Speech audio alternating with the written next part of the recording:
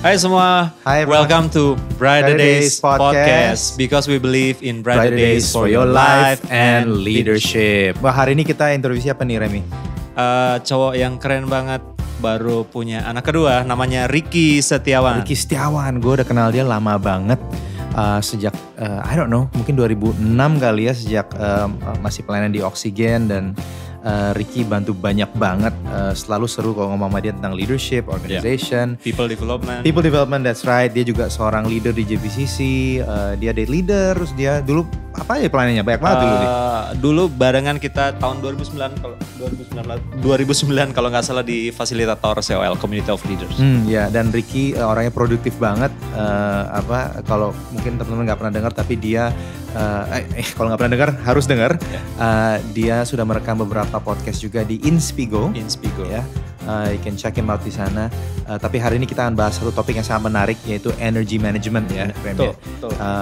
Kira-kira kasih maybe summary sedikit energy management. Ya, energy management bicara mengenai apa yang ada di dalam diri kita. Ya, jadi ada banyak, kita bakal ngobrol soal waktu, gimana manage waktu, ya soal stamina, soal banyak banget lah, dan seru sih. Iya, karena akhir-akhir ini sering ketemu orang yang cepet capek. Iya.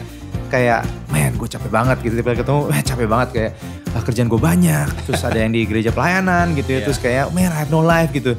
Dan Gua nggak punya yakin, waktu. iya that's right. Apalagi yang udah married gitu ya, seperti lu sendiri Rem gitu. Yes. Terus pada bilang, yang single harusnya lebih banyak energi. Tapi Ternyata kenyataannya nggak enggak juga gitu Rem. Dan I think we all need help di energy management. Dan gue yakin apa yang Ricky tadi yang akan bicarakan, ini akan sangat bantu kita semua, especially for leaders. Oke, So, kita langsung aja. Langsung aja. Ini interview bersama dengan Ricky Setiawan. Welcome Ricky. Thank you Ken. So happy bisa ada lo di sini hari ini. Sama-sama, thank you banget. Gue tahu lo sibuk banget. Tapi ngomong-ngomong sibuk ngapain aja sekarang Ki? Bisa cerita nggak? Oke, saat ini gue di Impact Factory sebagai Chief of Content, bantu klien-klien kita di bidang people development sama culture. Itu yang gue lakukan sehari-hari. Tapi juga selain sebagai konsultan, as a father of 2 children, gue sama Santi tinggal daerah Kelapa Gading. Sama kalau di pelayanan JPCC, gue sebagai date leader di Date Kelapa Gading 42. Wow. Yes, okay. 42 Kelapa Gading. Oke, wow. Gue baru That's tahu. the number. Remy small group pastor. Yeah. Jadi aware nggak sih ada 42 di Gue bahkan gak tau sekarang Gading udah naik lagi gue yakin. Ada lebih, udah 50 lebih. Tuh, Udah 50 lebih. Gading Okay. is a crowd. Tapi gak tau ya Ki, kayak gue baru sadar bahwa lu tinggal di Kelapa Gading gitu. Soalnya kayak lu selatan banget. Iya, it's been a while banget. So kayak selatan. Lu kelihatan gaya selatan banget sih kan. Asik, oke.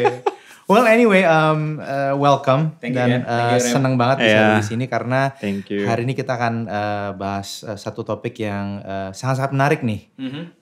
Nggak tahu, sebenarnya yang pertama excited yang notice adalah Remy sendiri dulu. Oh, Kayak, oke. kayak, I don't know.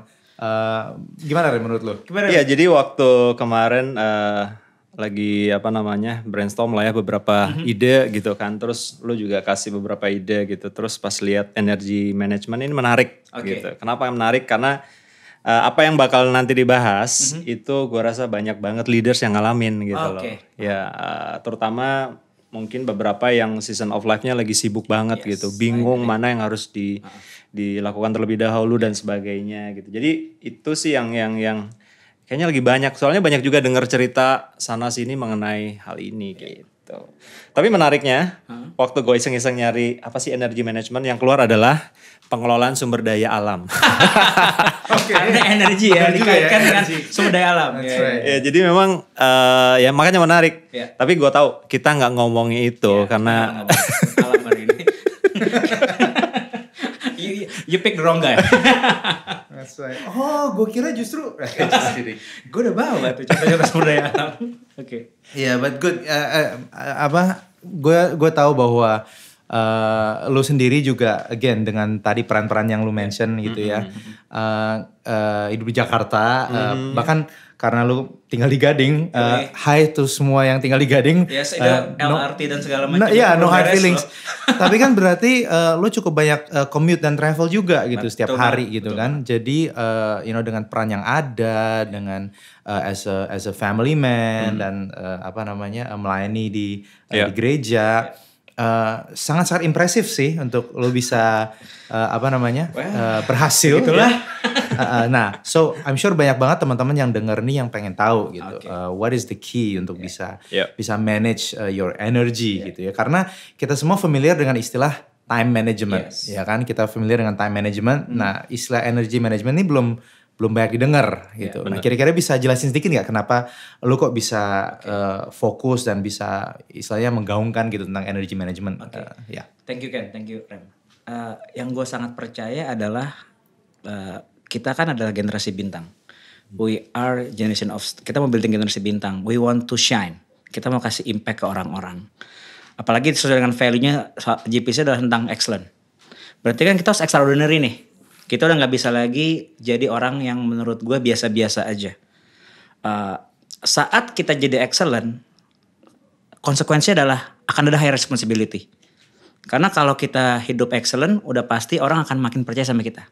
Makin kasih banyak tugas di tangan kita. Berarti kan high responsibility berarti lo juga harus punya high resources dalam diri lo. Makanya setuju banget tadi pas Remy bilang kita gak ngomong sumber daya alam nih, kita ngomong sumber daya yang ada dalam diri sendiri. Karena gue percaya saat lo dikasih semakin banyak responsibility, lo semakin banyak responsibility juga untuk mengelola diri lo. Itulah saat dimana lo harus ngelola energi lo. Energi yang kita punya semua di ruangan ini. Karena gini yang gue percaya bahwa kita harus jadi terang. Terang itu kan bicara energi. Terang itu bicara cahaya. Cahaya itu semua bintang itu adalah menghabiskan energi dalam dirinya sebetulnya kalau kita ngomong astronomi.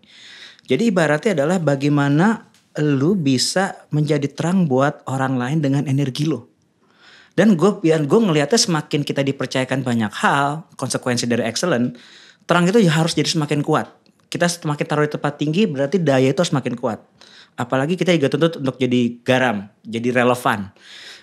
Seperti dia katakan di Matius 5 ayat 16 bahwa memang pada saat kita jadi terang itu benar-benar harus menjadi berkat bagi banyak orang. Nah, the problem kenapa kita ngomong energi management, kita sekarang terutama buat yang teman-teman di Jakarta ya, kita sudah nggak bisa lagi hanya ada di level time management menurutku. Karena tantangan Jakarta tadi Kenny udah sempat brought up tentang hidup di Kelapa Gading. Keluar rumah aja bisa setengah jam sendiri gitu. Saat gue nganterin anak gue sekolah itu belum saat janjian sama klien. Itu udah tantangan sendiri. Belum tiba-tiba di jalan kita ada kemacetan. Belum tiba saat kita ketemu klien kita dalam pengalaman gue sebagai konsultan. Klien tiba-tiba bisa aja juga telat. Jadi waktu yang dipunyain makin dikit. Jadi schedule yang seolah-olah kita punya di awal bisa aja berubah. Tapi tetap tugas kita, tugas orang percaya adalah memberikan dampak. Tugas orang percaya adalah memberikan impact yang baik buat orang lain. Jadi mau gak mau bagaimana dengan waktu yang mungkin berubah schedule-nya. Itu kita bisa ngelola energi kita buat jadi dampak bagi orang lain. Makanya kalau tadi Kenny nanya kenapa energi management. Karena gue percaya salah satu kunci untuk menjadi berdampak adalah bukan hanya terbatas time management. Time management bisa jadi bagian dari energi management. Tapi energi management adalah suatu payung besarnya untuk kita mengelola sendiri dulu. Jadi bagaimana kita sehari-hari mengelola energi kita, menghadapi tantangan, menghadapi situasi. Udah pasti kan kita juga hidup gak mudah. Sebagai orang percaya pun gue yakin hidup gak mudah. Setiap orang punya story-nya masing-masing. Nah energi itu bagaimana kita kelola supaya kita bisa memberikan yang terbaik dalam apa yang kita lakukan. Jadi kalau boleh gue tarik kesimpulan, just because lo ada waktu, ada time, belum berarti lo ada energi untuk bisa melakukan apa yang harus dilakukan. Betul gitu banget. Kan? Atau belum tentu lo optimal gitu Betul dalam banget. melakukan apa yang harus dilakukan. Betul gitu. banget. Bahkan banyak banget kegiatan-kegiatan yang kita punya banyak waktu ternyata malah draining our energy. Itu yang juga kita harus perhatiin dalam kehidupan kita. Right. Jadi bagaimana sekarang kita juga harus ngukur apa yang kita lakukan sehari-hari gitu loh. Nah jadi dan aku rasa kunci pertama atau the first layer of foundation managing energy adalah ngelola waktu dulu. Jadi sekarang aku udah mulai ke lebih dalam tentang energi management nih. So memang harus start dengan waktu dulu ya. Betul. Mau gimana pun itu basicnya. Gitu. Beberapa hal. Pertama karena menurutku waktu adalah harta yang paling berharga, mau itu dimiliki orang percaya orang nggak percaya. Bukan itu ya, bukan keluarga ya. Bukan keluarga ya. Iya, sayangnya kita Harta yang paling berharga. betul. Gue yakin lo dari Bandung sih Remy kan nyanyi. memang. Kalau Oke, Remy mantap. nyanyi, Remy start to karena sing. memang Remy sebagai orang Sunda, gue yakin dia betul. memang kan sangat menikmati banget. Karena sesuai di kalau gue boleh share di Kolose 4 ayat 5, hiduplah dengan penuh hikmat terhadap orang-orang luar. Pergunakanlah waktu yang ada. Wow. Nah, foundation dari energi management pertama adalah waktunya dulu. Waktu. Bagaimana kita mengelola waktu? Karena menurut gue waktu adalah harta yang paling berharga. That's why gue seneng banget saat gue bergereja di GPCC. Karena gue ngeliat bahwa waktu dihargai. Dan apalagi waktu bulan lalu kita bahas tentang honoring, I think the most easiest and the hardest way of honoring people adalah menghargai waktu mereka. Wow. Menurut gue Ya. itu adalah menghargai waktu. Karena itu harta yang paling, menurut gue baik lagi, harta yang paling berharga. Tapi gue punya versi adalah waktu gitu. Dan nah inilah gue bilang tantangannya adalah bukan hanya membagi jadwal, tapi bagaimana kita ngebagi waktu kita berdasarkan kepentingan-kepentingan. Dan yang tadi kita punya banyak season, punya banyak, tadi Remy sempat bilang kita punya banyak di plate kita masing-masing gitu. Nah, kalau ngomongin soal waktu ya, kita semua sepakat kita punya waktu yang sama nih. Betul. Gitu. Tapi selalu ada orang-orang yang merasa bahwa gue nggak punya waktu nih. Yeah. Nah itu kenapa ya kira-kira ada orang yang ngomong gue nggak ada waktu nih gitu. Betul. Gue dulu sering ngomong gitu juga sih. Iya, nggak ada waktu untuk volunteering, nggak ada Iya, waktu iya. untuk mimpin Betul. small group mungkin, nggak ada waktu Betul. untuk ya. I agree.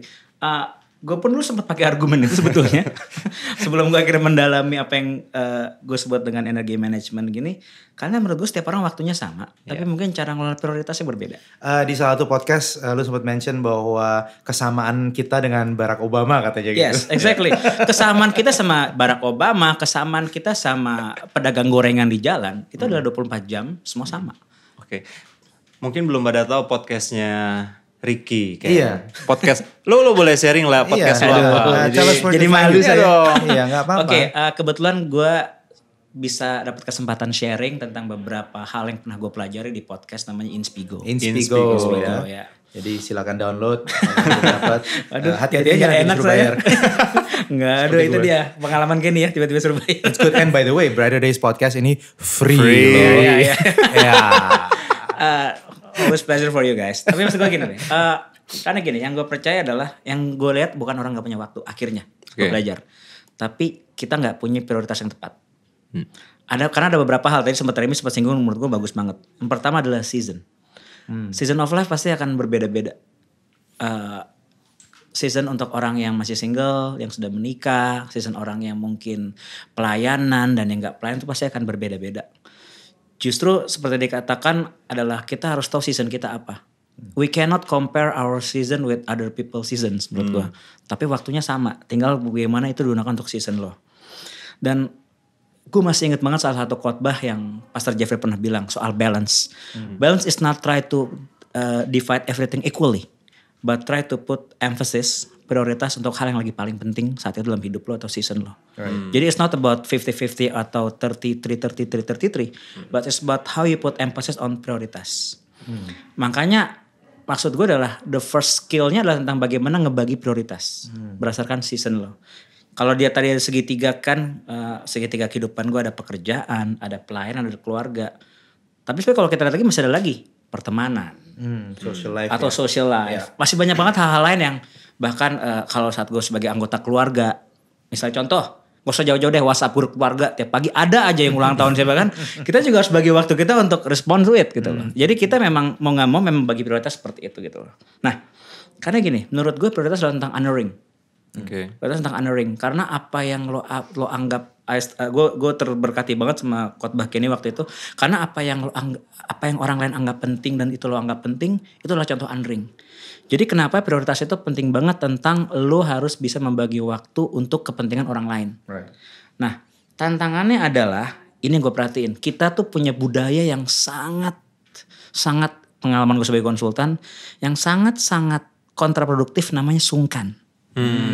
Atau nggak enakan. Right. Seriously, it can be a real problem. Wow. Karena secara ilmiah udah dibuktikan di bukunya Outliers Malcolm Gladwell, ada penelitian tentang black box-nya Korean Air di tahun 90-an banyak banget terjadi fatal crash. Oke. Ternyata setelah diteliti, komunikasi antara pilot sama co-pilot itu nggak nyambung dengan baik.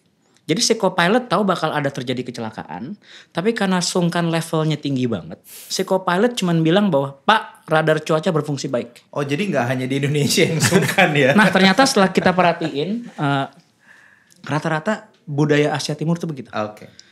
Makanya kalau teman-teman nonton drakor, teman-teman lihat kalau translationnya adalah disebut title-nya dulu tuh, Pak Kepala ini, pemimpin ini, karena Drakor tuh drama Korea. Oke, takutnya. Gue udah mau nanya apa itu Oke. Kayak ini sih kan nonton drama Korea gue yakin.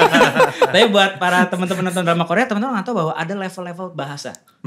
Nah, jadi sungkan itu jadi hal yang sangat mengganggu buat Korean Air sehingga terjadi banyak fatal accident. Yang dirubah adalah the way of conversation. Jadi setelah diteliti, yang dirubah adalah pembicaraan di kokpit nggak boleh pakai bahasa Korea. Karena banyakkan pilot itu dari angkatan bersenjata. Jadi mereka merasa hierarki tinggi. Harus pakai bahasa Inggris. Nah sejak itu mereka menjadi one of the best airline in the world. Sebenarnya adalah bagaimana cara kita, baik lagi ngomong prioritas, bagaimana cara kita mengkomunikasikan supaya jangan sungkan untuk menghormati apa yang menjadi prioritas kita dan prioritas orang lain. Jadi cara komunikasinya pakai bahasa Inggris terus gitu. Misalnya. Makanya kan kalau di selatan itu kan sangat usual literally kan. Tapi kalau kita ngomong bahasa sehari adalah it's about how you say no. Oke. How you say no. Jadi gak sungkan untuk say no. Yes, gitu. karena kalau ngomong prioritas berarti kita ngomong ada hal yang kita harus bilang iya, ada hal yang harus bilang enggak. We cannot say yes to everything. Wow. Gue cuman takut ada kejebak paradigma bahwa sebagai anak Tuhan, pelayan Tuhan, kita harus bilang ya ke semuanya. Iya, karena kita kan melayani orang lain, menjawab kebutuhan orang. Kebutuhan itu banyak gitu ya. Exactly. Yesus pun cuma punya 12 murid. Menurut gue, walaupun gak ada murid-murid lain di luar sana, tapi maksud gue adalah dia punya semua inner circle 12 murid. Maksudnya apa? Dia juga tahu limit kapasitasnya dia untuk bisa say yes ke beberapa orang saja. Jadi maksud gue adalah we cannot say yes to everybody. Karena kalau pakai analogi yang paling gampang, kalau misalnya kita mau bikin pesta pernikahan misalnya, gue gak tahu di sini yang belum menikah ya, misalnya mau bikin pesta pernikahan. Ya, mau bikin pesta pernikahan nih. Kalau semua undangan lokasi VIP, misalnya wah Remy VIP, Ricky VIP, semua orang lokasi VIP. Then everybody get a VIP invitation. Right. Okay. Siapa yang VIP? Right. Nobody is VIP. Right. If everything is important, nothing is important. Nothing is important. Jadi memang kita harus berani bilang enggak. Dan balik lagi pasti akan ada judgement sosial atau respon kayak, ini orang Indonesia biasanya punya satu kata yang paling gampang untuk menyebutkan pada saat kita bilang enggak, sombong banget sih. But again, kalau kita tahu season kita dan prioritas kita apa, we know when we have to say no. Okay. Jadi maksudku adalah jangan pernah ragu untuk bilang enggak. Untuk hal yang menurut kalian atau menurut kita itu tidak bisa membantu banyak dalam hal-hal yang kalian prioritaskan dalam season kalian. Seperti itu. Contoh, kalau di situasi gue banyak banget acara-acara reunian atau acara-acara yang gue harus bilang enggak. Karena ternyata Sabtu Minggu adalah waktu me time gue sama anak gue.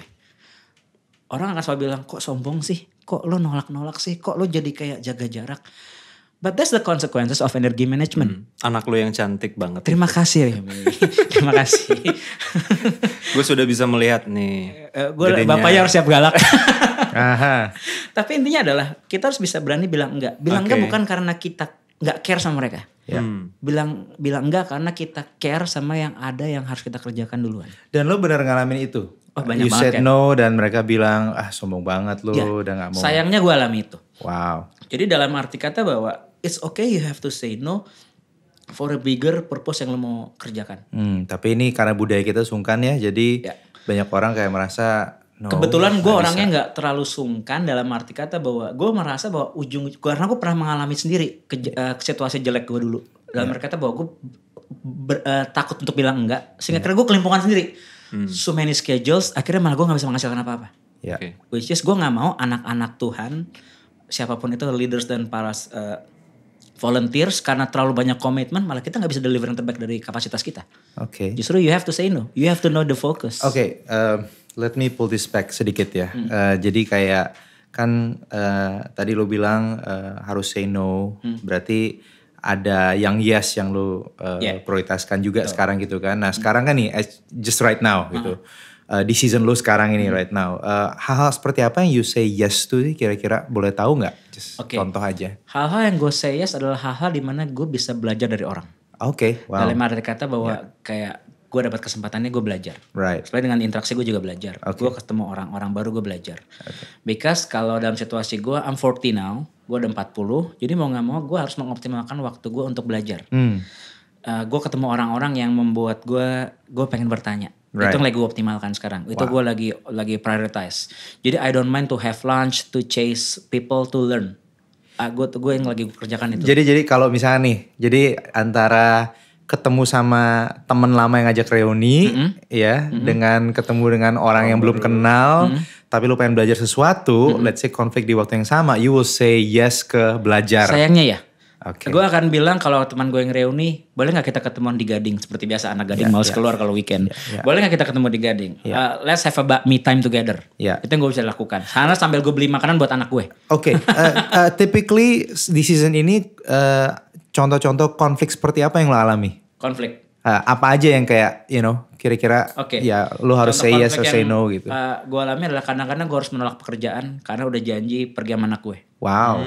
I have to. Right. Karena if I teach my child about commitment, but if I'm not modeling it, child gue juga, Zaneta gak akan belajar. Zaneta nama anak gue, gak akan belajar. Keren. Jadi sering banget ada beberapa project atau beberapa hal yang gue pengen share, gue pengen ngajar, but I have to say no. Because gue udah janji sama anak gue dan gue udah janji sama hal-hal lain. Dan karena family adalah prioritas lu sekarang di season saat ini. Saat ini kalau di season gue family adalah prioritas gue sekarang. Mungkin kalau teman-teman tahu background gue dulu main di JPCC dari tahun 2005. Gue dulu usher, dulu gue kayak kurang kerjaan banget ya. Dulu usher, date leader. Bukan berarti kalau jadi usher kurang kerjaan betul, ya. Betul, bukan itu ya. Kita punya banyak, gue punya banyak banget di plate gue yang pengen gue kerjakan. Because I love doing it. I love doing usher. Jadi dulu apa? Usher, terus dulu, apa lagi? Date leader. Fasilitator juga kan? Fasilitator COL. Jadi maksud gue adalah season gue saat itu belum menikah. Jangan salah. Saat season gue belum menikah justru gue melayani sebisa yang gue bisa lakukan. Tapi saat sudah menikah, gue mundur dari Usher. Remy tahu banget. Remy juga satu tim COL waktu itu. Gue harus mundur dari COL. Because I know I have to say yes or no to some hal yang gue harus kelola. And you don't have to feel guilty melakukan itu kan. Itu dia. Thanks God teman-teman di GVCC cukup mature enough untuk bilang bahwa it's okay Rick. Because we have each of us have different season. Justru jangan sampai kita menghakimi orang karena orang menjawab tidak. Karena pasti ada juga yang sungkan gitu ya. Dan maksa. Masih mau bahas di situ. Nah, banyak volunteers yang mungkin lupa ya. Jadi kayak season of life-nya berubah. Betul. Ya either dia dapat pekerjaan yang lebih baru atau dia punya family, tapi dia nggak mau ngelepasin pelayanannya nih. Gitu. Kesannya kayak ngelepasin pelayanannya nggak melayani Tuhan lagi gitu loh. Nah, untuk orang-orang yang ada di situasi kayak begitu, ya, lu punya advice nggak? Maksudnya biar mereka tahu gue nerusin atau enggak nih pelayanannya. Gue selalu bilang bahwa pelayanan itu dari hati yang kelimpahan. Dan gue lebih percaya bahwa pelayanan apa yang membuat lo paling hatinya berlimpah. Karena gue percaya kita itu dididik di gereja ini bukan hanya untuk melayani orang di gereja kita. Tapi juga ada orang luar sana yang perlu kita layanin. Perlu kita bantu. You can do social works atau segala macam. Jadi intinya dia harus bertanya sama diri dia. Dari semua pelayanan ini, lo merasakan dampak sejahtera yang mana sebetulnya? 2 or 3. I believe in maybe maximum is 2. Kalau gue gak tahu dengan teman-teman Remy atau Kenny. Tapi buat gue maksimum 2 pelayanan yang bisa optimum. Karena semakin banyak sama seperti if everything is important, nothing is important. Atau nothing is energinya akan yang terbaik. Jadi maksud gue pilih 2, tapi jangan lupakan juga di luar sana. Orang perlu kenal karya-karya keren dari kita. Jadi makanya kenapa gue suka ngajar di kampus for free segala macem. Karena buat gue pengen banget coba untuk jadi berkat buat orang lain. Tangan membatasi juga waktu pelayanan, waktu kerja, dan waktu keluarga gue. Seperti itu. Jadi jangan pernah feel bad if you have to say no to something yang ditawarkan ke lo. Karena lo yang paling tahu season lo apa. Jadi menurutku adalah jangan pernah, justru peran leaders adalah menurutku memfasilitasi. Biar mereka nyaman dengan apa yang mereka lakukan dan memang hasilnya terlihat. Seperti itu. Tadi kita ngomong banyak atau bahas banyak mengenai time management gitu ya. Banyak prinsip-prinsip yang tadi udah di-share. Berikutnya di energy management apa lagi nih? Nah, energy management tuh gak bisa lepas dari fisik dan stamina kita atau kesehatan. gue salut banget makanya para runners. Jujur I admire you guys. Karena lo bisa jaga kesehatan, lo bisa bagi waktu untuk menjaga energi lo. Karena yang gue percaya bahwa energi begets energi. Cara untuk mendapatkan energi adalah bagaimana kita mengoptimalkan energi tersebut.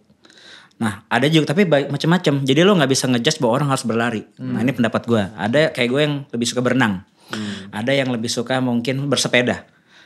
I think everybody can have their own time of physical activity.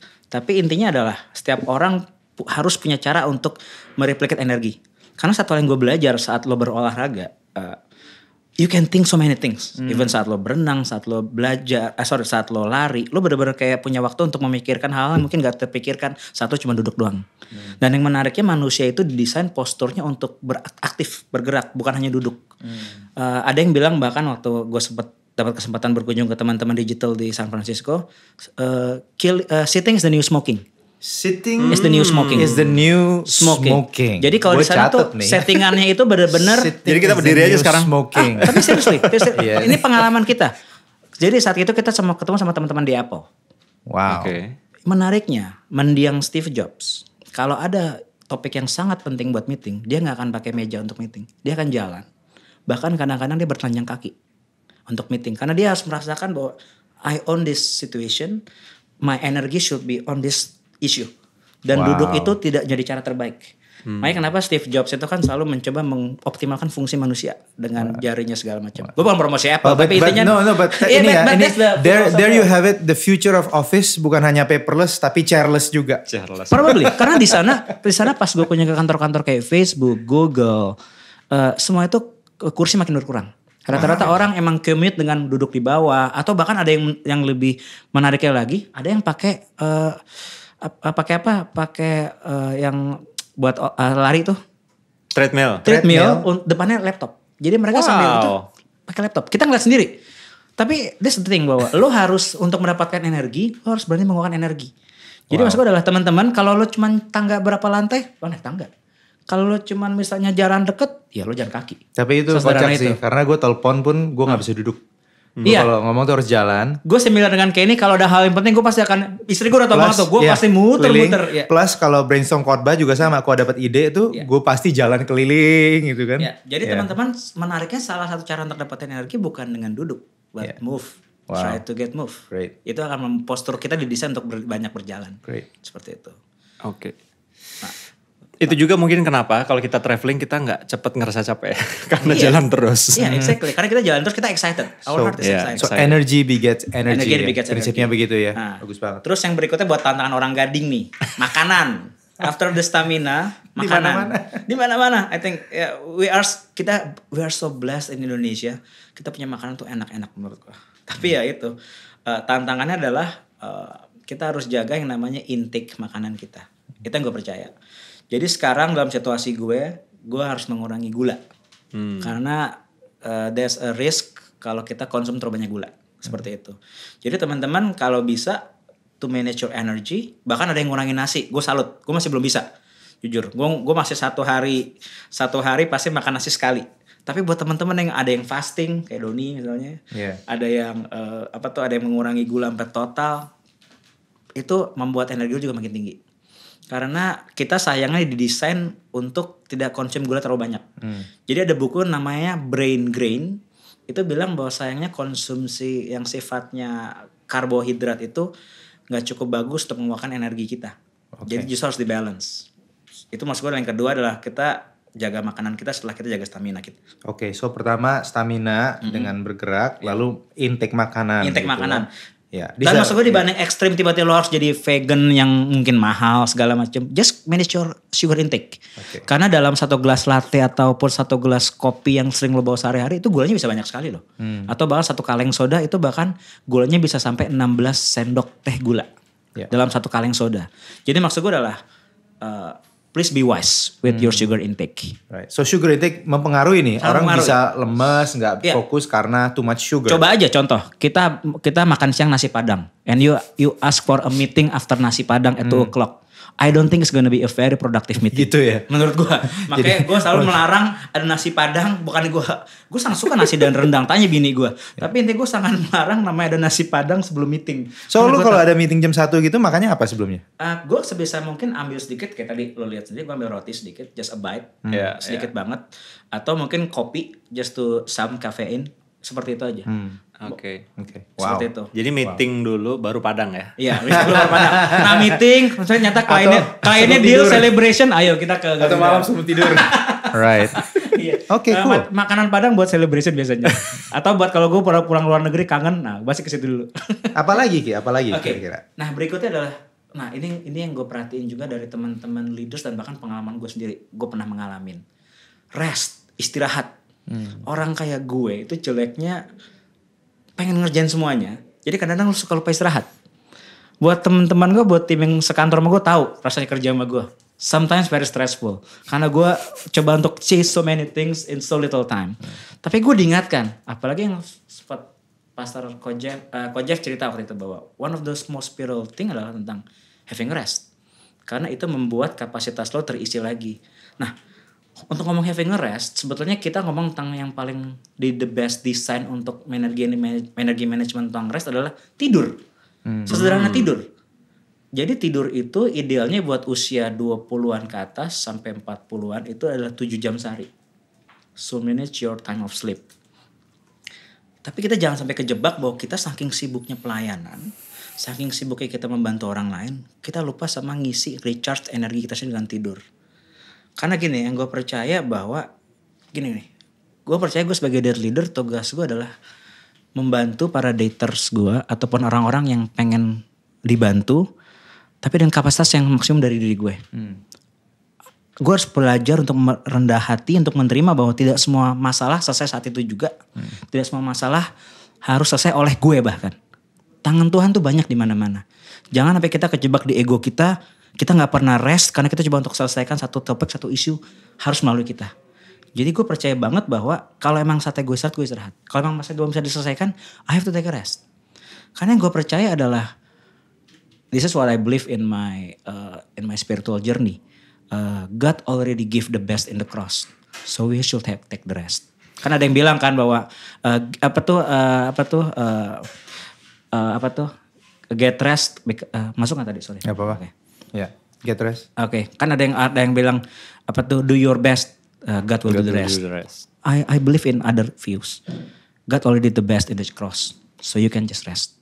Jadi nggak semua itu harus kita jagain, nggak semua itu harus kita yang merasa bahwa we own the problem. Kita harus bisa minta tolong, kita harus bisa kadang-kadang kita biarkan orang itu berpikir setelah kita ajak ngobrol. Gue mau bilang ke teman-teman leaders atau siapapun bahwa God is in control. Maybe you just need some rest. Untuk bisa dapat mungkin inspirasi baru saat teduh seperti itu. Jadi setiap kali kita milih untuk istirahat itu adalah bukti nyata bahwa kita percaya sama Tuhan gitu ya. Exactly, that's the point. Yeah. That's the point. Itu yang gue setuju banget. Karena gue percaya banget bahwa kualitas tidur itu dipengaruhi juga sama hubungan sama Tuhan. Gue sebagai orang yang lumayan control freak sebetulnya, buat teman-teman kantor gue tahu, itu harus belajar untuk percaya bahwa Tuhan megang kendali atas segalanya. Gue harus percaya bahwa apapun itu semua ada dalam kendali Tuhan. Jadi kita harus percaya bahwa emang saatnya kita istirahat, kita akan istirahat. So setiap hari lo dapat 7 jam nih istirahat? Gue harus kejar 7 jam gue. Oh oke. Gue harus kejar 7 jam gue. Okay. Every day? Every day. Pasti. Nah tapi kadang-kadang tantangannya adalah bagaimana kalau 7 jam itu gak kekejar. Ya sometimes kita harus, gue harus bayar itu pas hari weekend. Jadi kadang-kadang Sabtu gue di rumah main sama anak gue aja gak kemana-mana. Sering banget gue kayak gitu. Jadi ada ajakan segala macam ya gue akan mendingan pilih tidur di rumah. Atau istirahat di rumah main sama anak gue. Nah khusus mengenai stres, sebenarnya gue mau satu highlight yang namanya yang lagi tren banget namanya anxiety. Ya itu memang hot topic banget. Ya karena gini, I believe di zaman sekarang yang dimana we talk about sosmed segala macam, gue perhatiin banyak orang gak bisa rest bukan karena gak punya tempat tidur yang bagus. Bukan karena gak punya waktu. Tapi karena anxiety itu menguasai. Wow. Jadi ini sebelum nanti gue ke poin berikutnya setelah rest. Jadi yang gue perhatiin adalah kayak seolah kita sibuk membandingkan hidup kita sama orang lain. Terus kita jadi gak bisa rest. Makanya untuk bisa supaya tidur tenang karena kita anxiety dengan segala macam sosmed ataupun apapun itu, kita ke poin yang berikutnya namanya grateful. Grateful itu gue mau share di 1 Tesalonika 5 ayat 18, which is tadi gue sempat baca dan catat bahwa mengucap syukurlah dalam segala hal, sebab itulah yang dikehendaki Allah dalam Kristus Yesus bagi kamu. Oh, ya. Dalam segala hal. Dan yang gue belajar, you have to express it. Mengucap syukur tuh bukan dalam hati diem, oke, thank you God. Dalam hati gue, enggak. I learned that expression itu penting. Wow. Makanya gue setuju banget pada saat di GPCC kita melompat, kita bertepuk tangan. Itulah saat lo benar-benar mengekspresikan gratefulness lo. Postur kita postur untuk expression of the praise of God. Nah cuman begitu Senin mungkin kita akan, wah anxiety udah terjadi lagi nih. Kita ngeliat kehidupan sosmed orang kayak lebih keren, dia kemana-mana hidupnya. Sementara gue di sini-sini aja. Atau kok kayaknya dia diberkati terus sementara gue enggak. Even lo punya handphone aja, itu adalah bukti bahwa lo udah diberkati lebih banyak orang di dunia. Even dengan lo punya connection ke internet aja, lo lebih diberkati dari banyak beberapa orang yang mungkin belum terjangkau sama internet. Tantangan kita sekarang adalah bagaimana menghadapi anxiety menurut gue. Tentang rest dan grateful. Karena kita jadi lupa bersyukur karena kita sibuk bandingin hidup kita sama hidup orang lain. We are in the never ending game of comparison. Nah jadi intinya adalah dibanding lo sibuk ngeliat tangan, dibanding lo sibuk ngeliat dunia dengan tangan lo harus belajar untuk ngeliat siapa yang pegang atas dunia yaitu Yesus. Lo harus belajar untuk siapa yang hold the world adalah Yesus. Jadi express it itu dengan cara apa? Be generous. Yang gue percaya, be grateful. If you have more time to service of other people, do it. If you have more kalau punya berkat untuk dibagikan, share it. Have a table with other people. Itu yang gue percaya.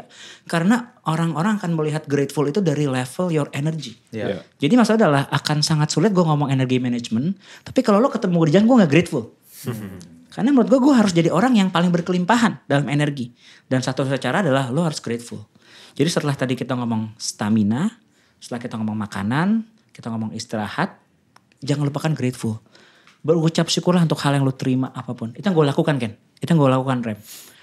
Gue selalu paling marah kalau ada tim gue atau temen gue yang gak grateful. Gue marah sekali.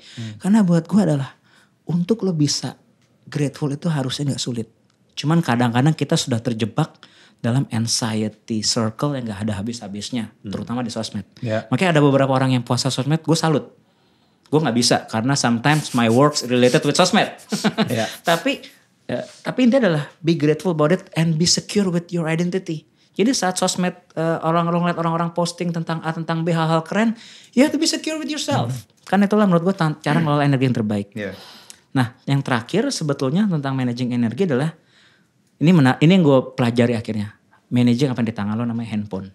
Oh, managing handphone. Wow. Yes, Penting karena itu, zaman ya. sekarang kalau sering kita kan bercanda gitu ya, ketinggalan dompet sama ketinggalan handphone lo lebih stres ketinggalan apa? Yeah. Bisa ketinggalan HP. Yeah. Dompet mah gue tinggal pinjem sama teman gue tinggal nebeng pakai GoPay ataupun pakai Yeah, udah ada e-wallet sekarang. Udah ada e-wallet sekarang. Jadi it's all about handphone now.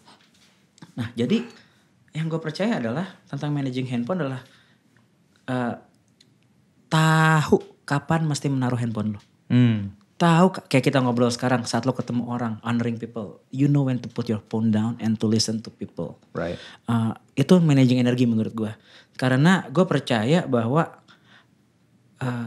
ujung-ujungnya adalah tentang spirit led. Dan kita nggak akan bisa spirit led kalau kita bangun pagi kita langsung lihat handphone kita. Iya. Kita nggak saat teduh. Bahkan ada yang bilang, Kak Ricky, ada beberapa dulu teman-teman gue nanya soal saat teduh. Tapi gue nggak bisa saat teduh. Karena gue udah mesti buru-buru ngejar kereta segala macam. Yes, but you can colok handphone lo dengan earphone, lo belajar, lo dengarkan lagu rohani, even saat lo di kereta. Saat teduh bisa di mana aja menurut gue. Wow. Never make an excuse. Jadi poin gue yang terakhir adalah tentang managing your phone itu penting banget. Your smartphone. Your smartphone. Don't let your smartphone make you like a stupid. karena banyak banget kejadian yang gue perhatiin bahwa karena saking terikatnya sama smartphone, this guy is disconnect with so many issue in the world, so many things. Yang menurut gue sedih banget gitu loh. Yeah. Nah justru kalau tips gue yang pengalaman gue, hati-hati dengan game online. Sorry ya, but I have to say this, hati-hati dengan game online. Oops, nggak maksud gue gini nih. Don't get me wrong, gue bukan berarti gue against gaming. Gue seorang gamer. Gue juga main game di rumah, tanya istri gue. Tapi game itu didesain untuk menghilangkan stres. The pressure of the workloads. Tapi yang menarik adalah game itu malah menciptakan stres sekarang. Karena lo merasa bahwa you have to achieve certain level. You have to achieve certain level sehingga lo melupakan hakikat game itu untuk menghilangkan stres malah menjadi sumber stres lo. Itu yang gue perhatiin. Dan bahkan yang jeleknya apa? Lo jadi tidak produktif dengan waktu. Yeah. Banyak banget waktu-waktu jam yang terbuang hanya karena kita main game online. Balik lagi, it's not about salahnya dengan bermain game. Tapi harus wise membagi waktu buat teman-teman mungkin lagi main game online. Contoh ini pengakuan gue aja dulu nih. Gue dulu bahkan main satu game yang namanya gak tau teman-teman tau gak namanya Heyday. Tahu. Do you know Heyday, right? Jadi peternak segala macam. Gue pikir itu semua game kayak ini lucu-lucuan aja buat fun. Tiba-tiba sampai suatu hari gue pasang waker di rumah gue jam 3. Hanya untuk kasih makan kambing. Gue kayak pas itu kan gue kayak oh God, something wrong with me. Karena kalau gue perhatiin adalah para teman-teman game developer tuh paham banget tentang bagaimana create your, kita nyebutnya adalah quick wins. Pasti kalau level-level awal gampang. Nanti lama-lama mulai ke tengah, mulai makin susah, lu udah put more effort and more time to solve it. Lama-lama lu gak bisa hidup. Jadi dalam managing energi adalah tahu mana yang jadi stressor lo seperti bermain game untuk mengejar sesuatu, mana yang main game untuk rilis. Makanya gue gak keberatan dengan orang-orang main game. Gue pun main game. Tapi aku tahu juga, kapan waktunya. Aku juga Kak. Ya makanya gak apa-apa. Saya lihat kamu tetap keren kok walaupun kamu main game. Tapi soalnya kayak gitu biasa game yang premium gitu loh. Oh gitu. Iya kan? Iya. Kalau yang high quality mah sekali bayar ya udah gitu beres. Iya. Kita bayar sih. Bisa manage, gak perlu ngehook gue sampai gitu. Betul. Karena mereka udah bayar, udah dapat depan. Yoi.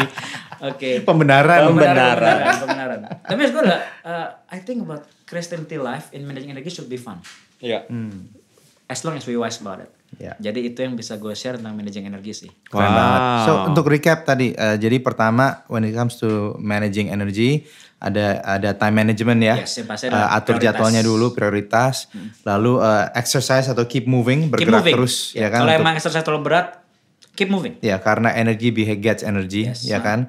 Lalu perhatikan makanan kita, intake ya, terutama sugar tolong di-cut gitu katanya. Lalu make sure istirahat yang cukup, 7 hours at least untuk sleep a day. Setelah itu be grateful, ya kan. Dan gak hanya grateful dalam hati, tapi justru ekspresikan your gratitude. Dan terakhir tadi managing your smartphone atau handphone gitu. Karena itu yang gue bisa bagi ke teman-teman, itu pengalaman gue bagaimana we have to keep everything in balance untuk bisa ngelola energi kita sih. Karena gue percaya kok dengan tantangan makin banyak, dunia masih sangat membutuhkan kita. Tapi jangan sampai saat momentum itu datang kita nggak siap, karena kita nggak bisa ngelola apa yang ada di kita sendiri, itu energi kita sendiri. Iya. Gue ada satu pertanyaan sih. Boleh. Apa yang akan lu katakan kepada seseorang yang mungkin dia merasa kayak kalau misalkan gue memang bisa manage semua itu sih gue mau gitu. Cuma masalahnya sekarang gue dikasih tugas banyak banget nih sama bos gue gitu. Gue dikasih tanggung jawab banyak banget. Dan ya gimana ya, gue digaji untuk ini gitu mungkin ya. Ada yang bilang gitu, atau mereka lagi dalam situasi di mana mereka lagi butuh banget kerja banyak untuk dapat cari nafkah, untuk get the finances going. Any advice untuk orang dalam posisi itu nggak? Karena banyakkan orang merasa nggak punya kendali gitu. They don't have control. Any advice untuk mereka?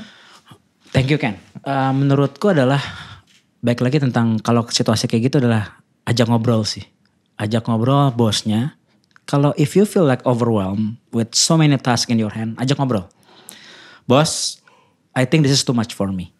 I can only focus on ABC, but I believe that's the best quality that I can give. Nah, gue langsung ini nih, kalau misalnya bosnya langsung kayak, belagu amat lu, baru di sini gitu. How nyikapinnya tuh gimana gitu? Bisa bantu nggak mereka? Ya, gue akan bilang bahwa bos, sayangnya saat ini gue pun juga lagi coba untuk mempelajari semuanya. Karena gue akan bilang, gue juga masih belajar. Biasanya kalau anak baru, tadi kan Kenny bilang konteksnya anak baru ya. Gue juga masih belajar nih, bos. Jadi paling gue bisa kerjakan adalah A, B, C, D. I will do the A, F, G, H. Tapi lo harus kasih gue waktu lebih. Atau lo harus kasih gue support. Right. I need support. Wow. Jangan lupa untuk minta tolong. Kalau lo udah perlu minta tolong. Jangan sungkan lah. Jangan sungkan untuk minta tolong. Baik lagi, ujungnya jangan sungkan. Karena gini, menurut gue adalah, gue belajar dari Yesus. Yesus adalah pribadi yang gak sungkan. Dia bisa bilang kasih makan 5.000 orang. Simple as that. He is a powerful figure menurut gue. Karena dia tahu banget kapasitas dia apa. Nah kalau kita tahu kapasitas kita seperti apa dan lo ngeliat list of jobs lo adalah wah gila ini banyak banget. Harus bisa bilang ya. Karena kalaupun ternyata berhasil, bos lo akan mikir, wah gue kasih lagi nih job. Sementara lo udah tahu bahwa aku udah overwhelmed. Yeah.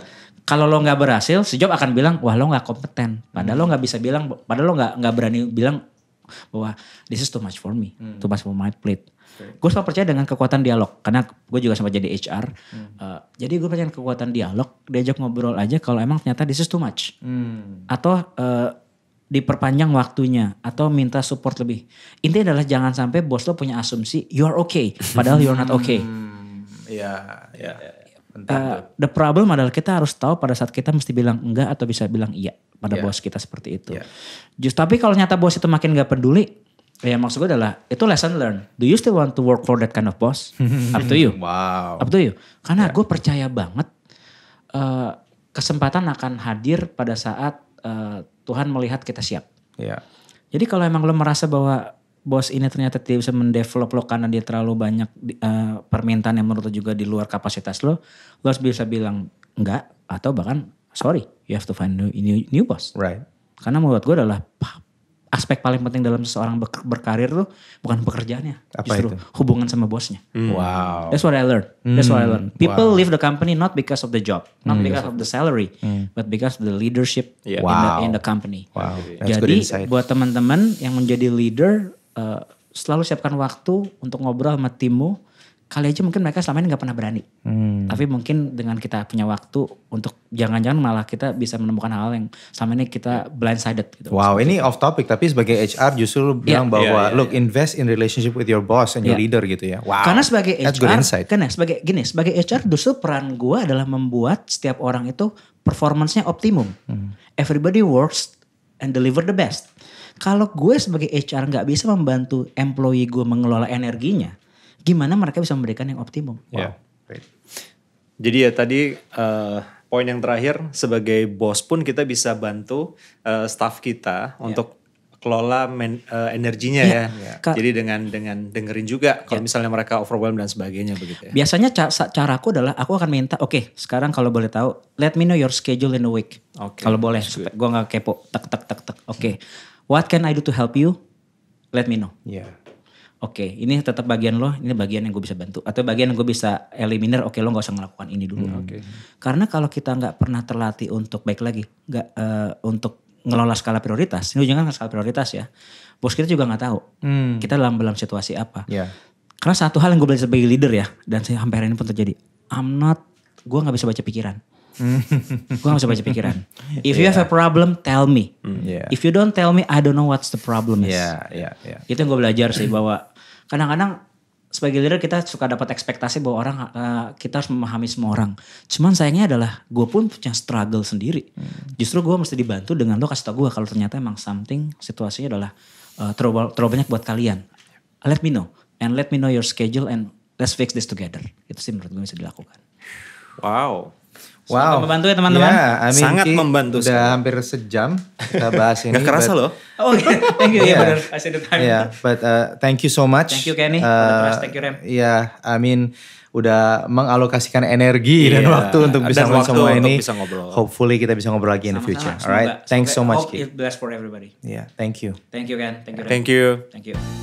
Wow. Ya wow banget. Gak kerasa ya? Iya, Ricky begitu penuh dengan konten. Pantesan dia di Impact Factory dia Chief of Content ya. So No much wonder. content dari dia. Dan ini cuma satu topik dari yang begitu baik yang bisa dia bahas loh. Jadi Ricky is an amazing person. Thank you banget Ricky. Thank you Ricky. Remy, setelah lu denger tadi, kira-kira ada yang mau lu ubah gak dari lifestyle lu sendiri? Ada banget, terutama untuk stamina. Karena gue sendiri pernah olahraga rajin banget, terus ya gitulah ya, karena kesibukan dan sebagainya, jadi nggak terlalu olahraga. Sekarang mulai lagi Ken, dan mulai itu tadi, mulai lari, mulai kerasa kalau lari hari Sabtu, hari Minggu tuh fresh banget.